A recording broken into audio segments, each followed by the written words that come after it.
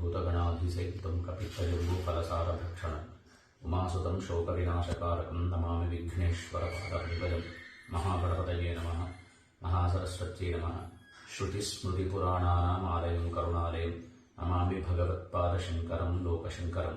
ध्येयः सदा सवितृमण्डलमध्यवर्ती नारायणः सरसिजासनसन्निविष्टाः केयूरवान् मकरकुण्डलवान् किरीटी हारी हिरण्मय వపుద్ధృత శంఖచక్ర. శ్రీ అద్వైతం ఛానల్ ప్రేక్షకులందరికీ మకర సంక్రాంతి శుభాకాంక్షలు తెలియజేస్తూ, అసలు మకర సంక్రాంతి అంటే సూర్యుడు ఒక రాశిలో నుంచి ఒక రాశిలోకి మారడాన్ని సంక్రమణ అంటారు.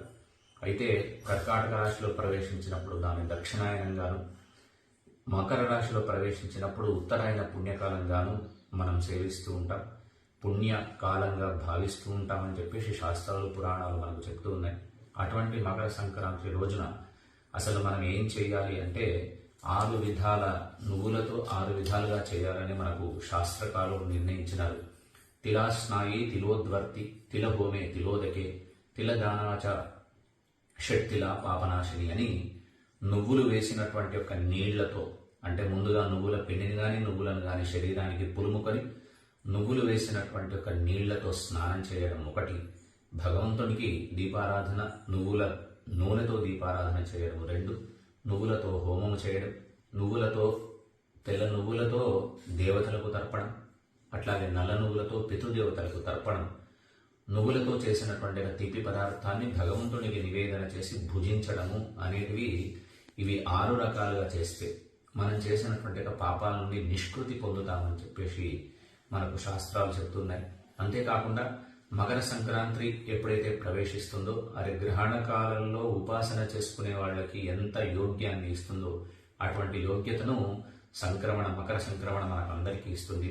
కనుక ఇది మనకు బుధవారం రోజున రాత్రి మకర సంక్రమణ ప్రవేశమైంది కనుక శాస్త్రకారులు చెప్పినట్టుగా రాత్రి ప్రవేశించిన సమయంలో దానము కానీ జపము కానీ స్నానము కానీ హోమము కానీ చేయలేనటువంటి సూర్యాస్తమయం తర్వాత కాబట్టి ఇవి చేయడం కుదరదు. కనుక దానికి ఏం చేసినారంటే తెల్లవారి సూర్యోదయం నుంచి 48 గడియలు అంటే మధ్యాహ్నం సమయం వరకు సుమారు 1 గంట వరకు ఈ నువ్వులతో స్నానము ఇవన్నీ ఏవైతే చెప్పినారో అవి చేస్తూ, గ్రహణ సమయంలో చేసుకునేటువంటి ఏ అనుష్ఠానం, గురువు ద్వారా పొందినటువంటి ఏ మంత్రానుష్ఠానం ఉందో ఆ మంత్రానుష్ఠానాన్ని సూర్యోదయం నుంచి మధ్యాహ్నం వరకు మనకు చేసుకునేటువంటి వెసులుబాటును శాస్త్రకారులు మనకు నిర్ణయించినారు. అంతేకాకుండా కొత్తగా మనకు నోముకునే వాళ్ళు ఎవరైతే సంక్రాంతి నోము, ఈ సంక్రాంతి నోము అనేది కొత్తగా వివాహం జరిగిన వాళ్ళు కొత్త నోములు చేయకూడదని మౌఢ్యం ఉంది కాబట్టి మిగతా వాళ్ళంతా గౌరీ అమ్మవారిని పసుపుతో గౌరమ్మను తయారు చేసి ఆ గౌరీని అమ్మవారిగా ఆరాధన చేసి వాళ్ళు చేసుకున్నటువంటి ఏ పదార్థాలు ఉంటాయో వస్తువులు ఉంటాయో అమ్మవారి ముందు సమర్పించి పూజలో ఆ వస్తువులను సమర్పించి తెల్లవారి కనుమ రోజున వచ్చినటువంటి ముత్తైదును సాక్షాత్తు జగన్మాతగా భావించి పాద ప్రక్షాళన చేసి ఆ జగన్మాత పాదాలకి పారాణితో పసుపుతో పాటు పారాణిని ఉంచి ఏ వస్తువులు అమ్మవారి దగ్గరనైతే ఉంచినామో ఆ వస్తువులతో పాటు అమ్మవారికి నివేదన చేసినటువంటి నువ్వులను ప్రసాదంగా ఇస్తారు. ఇచ్చేటప్పుడు కూడా ఓ మాట చెప్తారు, నువ్వులు తిని 100 ఏళ్లు బతుకు, తీపి తిని తీపిగా మాట్లాడు అని చెప్పేసి మనకు వెనకటి నుంచి ఒక శాస్త్రం ఉంది కనుక అటువంటి సువాసనల అర్చన ఆడవాళ్లకు చెప్పినారు. దీనికంటే ప్రత్యేకంగా ఏమిటి అంటే సాక్షాత్తు సూర్య భగవాను యొక్క ఉపాసనను ప్రత్యేకంగా చెప్పినారు.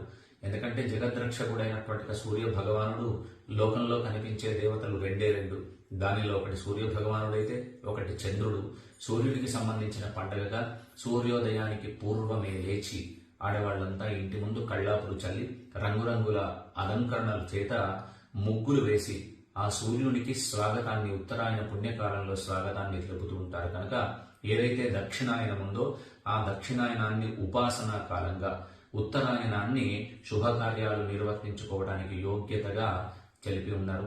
అట్లాగే పితృదేవతలు కానీ దేవతలు కానీ సంతృప్తి చెందాలి అంటే ప్రధానమైనవి నువ్వులు కనుక కొత్త పంటల్లో నువ్వులు ఉంటాయి, కొత్త పంటల్లో ధాన్యం ఉంటాయి కనుక పాడి పంటలు పండించేటువంటి రైతులకు కూడా ఒక శుభదాయకమైనటువంటి పండుగ. ఎందుకంటే దీన్ని ఏం చేస్తారంటే ఈ రోజున ధాన్యం అంతా ఇంట్లో ఉంటే ధనాగారంలో ధనం ఉంటే ఎంత సంతోషం ఉంటుందో ఆ రైతులకు ఆ ధాన్యం అంతా వాళ్ళ గాడిలో నింపుకుంటే ఆ ధాన్యాన్ని చూసి మురిసిపోతారు.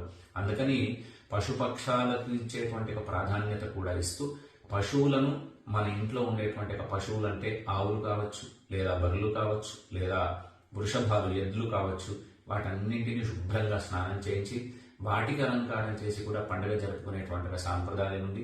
కనుక తెలంగాణలో అయితే ప్రత్యేకంగా మన ప్రాంతాల్లో అయితే దీన్ని ఒక పీడా పండుగగా మనం చెప్పుకుంటూ ఉంటారు. అందరూ పీడా రోజులు అంటారు. ఇవి పీడా రోజులు అనే కన్నా మన నుంచి వెళ్ళేటువంటి ఒక ఏ యమధనుష్ట్రాలు ఉంటాయో ఆ యమధనుష్ట్రాలు మన పైకి రాకుండా ఉండాలి అంటే నువ్వులు దానం చేయడం వల్ల మనం చేసినటువంటి పాపాల నుంచి దూరంగా పోయి మన పైన ఉండేటువంటి ఏ ఏదైతే బాధ ఉంటుందో ఆ బాధను తీసివేయడం కోసం ఆ తిలలు దానం చేసుకుంటూ ఉంటాం. కనుక ఏది ఎట్లా ఉన్నా పండుగ అంటే కేవలం ఒక పిండి వంటలు చేసుకొని కొత్త బట్టలు వేసుకొని భగవంతుణ్ణి ఆరాధన చేయడంతో పాటు సత్సాంప్రదాయాన్ని ఈనాటికి కూడా ఇంటి ముందు ఏం చేస్తారంటే రంగురంగుల ముగ్గులు వేసి దానిపైన గొబ్బెమ్మను పెట్టి ఆ గొబ్బెమ్మలో చుట్టూ బంతి పూలను పేర్చడం, ఈ ప్రతిదానికి ఒక్కొక్క కథగా చెప్తూ ఉంటారు. హరిదాసులు చిలుకలు పట్టుకుని ఆ పాత్రను నెత్తిపైన పెట్టుకుంటారు. ఎందుకంటే ఆ పాత్ర కింద పెట్టకుండా ఉండడం అనేది మకర సంక్రమణ రోజు చేసేటువంటి సాక్షాత్తు శ్రీకృష్ణ పరమాత్ముడే హరిదాసు రూపంలో వచ్చి దాన్ని తీసుకుంటాడు అనేటువంటి మనకు ఒక కథనం ఉంది. అట్లాగే చిన్న పిల్లలు కూడా గాలిపటాలు ఎగరవేస్తుంటారు. మన భాషలో పతంగులు ఎగరవేస్తుంటారు. ఈ పతంగులు రంగురంగుల్లో ఉంటాయి. ఎందుకు ఎగరవేయడం ఈ పతంగులు అంటే ఈ పతంగులు ఉత్తరాయణ పుణ్యకాలంలో సూర్యుని యొక్క ఆరాధన ప్రధానమైంది కనుక ఎప్పుడు మకర రాశిలోనికి సూర్యుడు ప్రవేశిస్తాడో ఆయనకు స్వాగతం పలకడం కోసం ఆకాశం పైకి రంగురంగుల పతంగులు వేస్తే చిన్నవాళ్ళు ఏది చేసినా భగవంతుడు ప్రీతితో తీసుకుంటాడు కనుక ఆయనకు స్వాగతం పలకడం కోసం పిల్లలంతా పతంగులు గాలిలోకి ఎగురవేస్తుంటారు. ఏది ఏమైనప్పటికీ ఒక మకర సంక్రాంతి అనేది ప్రతి వాళ్ళ జీవితంలో ఒక ఉత్తమమైనటువంటి ఒక పండుగ. దీన్నే పెద్ద పండుగ అంటారు. ఎందుకంటే 3 రోజుల పండుగ. భోగి అని ఒక రోజు ముందుంటుంది. భోగి మంటలు రేపి ఏ పాపాలు ఉన్నాయో ఇంట్లో ఉండేటువంటి పనికిరాని వస్తువులన్నీ తీసుకొని వెళ్ళి ఆ భోగ మంటలలో వేయడం అనేది మనకు ఒక సాంప్రదాయంగా వస్తుంది. అట్లా భోగి పండుగలు జరుపుకుంటుంటాం. దానితో పాటు చిన్నపిల్లలకి రేగుపళ్ళు కొత్త ధాన్యంతో చేసినటువంటి ఏవైతే వాటిని ఏమంటారంటే మోదకల్లాగా ఉంటాయి, అవి భోగి పళ్ళలాగా వాళ్ళ పైనుంచి పోసి వాళ్ళు కొత్త బియ్యంతో చేసినటువంటి ఏ చకినాలు ఉంటాయో వాటిని అన్నింటినీ దృష్టి తీసి పీట కింద పెట్టి వాటిని కూడా బయట వేయడం మనకు ఒక సాంప్రదాయంగా ఉంటుంది. కనుక పిల్లలకు, పెద్దలకు, మగవాళ్లకు, ఆడవాళ్లకు అందరికీ సమంజసమైనటువంటి మంచి పద్ధతిని నేర్పేటువంటి పండుగ సంక్రాంతి.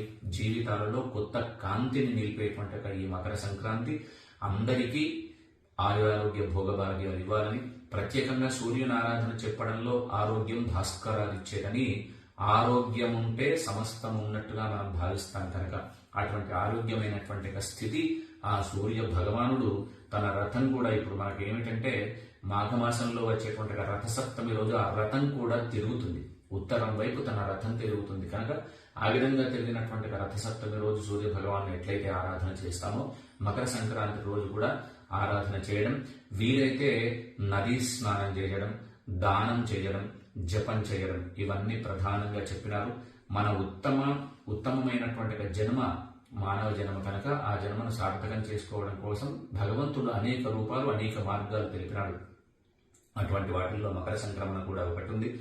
దీనికి పెద్దలు అది తంత్రం అనుకోవచ్చు, ఇంకా ఏమైనా అనుకోవచ్చు, నదీ స్నానం చేసిన తర్వాత ఒక క్రియను చేస్తారు. ఏం చేస్తారంటే నదీ స్నానం చేసిన తర్వాత జిల్లేడు అర్క పత్రాలు అని జిల్లేడు ఆకులు తీసుకుంటారు. ఈ జిల్లేడు ఆకులు తీసుకుని ఒక దీపాన్ని వెలిగించి నదీ స్నానం చేసి ఎక్కడైతే ఆంజనేయ స్వామి ఆలయం ఉంటుందో ఆ ఆంజనేయ స్వామి ఆలయం వరకు దీపాన్ని వెలిగించుకొని ఎవరితో మాట్లాడకుండా ఆ దీపాన్ని ఆంజనేయ స్వామి దగ్గర పెట్టేసి ఈ జిల్లేడు పత్రాలు ఏవైతే ఉన్నాయో అవి ఆంజనేయ స్వామి యొక్క శిరస్సు పైన పెట్టి ఎన్ని చేతనైతే అన్ని ప్రదక్షిణాలు చేసి మనలో ఉండేటువంటి దుష్కృతాలను, ఏవైతే దుష్ట శక్తులు ఉన్నాయో అవన్నీ పోవాలి అని చెప్పేసి పెద్దలు అనుయాయంగా కొంతమంది పెద్దలు తెలిపి ఉన్నారు. ఇది ఆచరించినా ఏది ఆచరించినా భగవంతుని ప్రార్థన చేసినా మనకు ఉండేటువంటి కష్టాలు, మనలో ఉండేటువంటి దుష్ట శక్తులు దూరమై మన మనస్సు ధర్మ మార్గం వైపు పరమాత్ముడు నడిపించి మనకు ఉత్కృష్టమైనటువంటి జీవితాన్ని, ఆనందమయమైన జీవితాన్ని, ప్రశాంతమైన జీవితాన్ని ఆ సూర్య భగవానుడు, అట్లాగే జగన్మాత అయినటువంటి సంక్రాంతికి ఇంకొక విశేషం ఏమిటంటే 5 పంచపర్వాలుగా చెప్తారు. మనం తెలిపేది కార్తీక మాసంలో వచ్చేటువంటి ఏకాదశి నుంచి పౌర్ణమి వరకు ఉండేటువంటి పర్వదినాలు పంచపర్వాలు అనుకుంటాం. అష్టమి, నవమి, దాని తర్వాత అమావాస్య, పౌర్ణమి, సంక్రమణ, ఇవి కూడా పంచపర్వాలుగా తెలుపుతారు. కనుక దేవి ఉపాసకులు ఎవరైతే ఉన్నారో వాళ్ళు అమ్మవారిని సంక్రమణ రోజు ఆరాధన చేసి అమ్మవారి యొక్క పరిపూర్ణ అనుగ్రహానికి పొందుతారు. కనుక ఎట్లా చేసినా భగవత్ ఆరాధన ప్రధానమైనది. నువ్వుల దానం, నువ్వుల భోజనం, నువ్వులతో స్నానం ప్రధానమైనది. కనుక మకర సంక్రమణ రోజున ఎవరైతే ఇవి చేస్తారో వాళ్ళకి ఆయురారోగ్య భోగభాగ్యాలు కలుగుతాయని శాస్త్రకారులు వివరించినారు. కనుక అన్నింటినీ వీలైనవి పాటించి పెద్దల యొక్క ఆశీస్సులు తీసుకొని అమ్మ యొక్క పరిపూర్ణ అనుగ్రహానికి అందరం పాత్రలమవుదామని తెలియజేస్తూ, శ్రీ అద్వైతం ఛానల్ చూస్తున్న ప్రేక్షకులందరికీ కూడా మరొకసారి మకర సంక్రాంతి శుభాకాంక్షలు తెలియజేస్తూ జై భవానీ.